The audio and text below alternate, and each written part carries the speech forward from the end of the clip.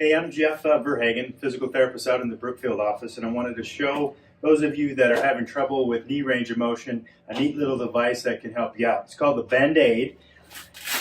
Basically what you can do is get this thing set up, kind of wraps around the back of the calf, and you then are in control of your motion. You're going to probably want to be in a sock, but if you're having trouble bending your knee, you can just simply push and it just helps you to get that nice bend, and you can just straighten it out on your own.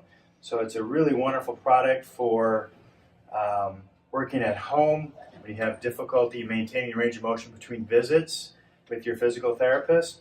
It almost acts kind of like your own continuous passive motion machine, but you're in control of it. You control your pain levels and how far you want to go. There's a lot of other little tricks that you can use with this to make it more effective.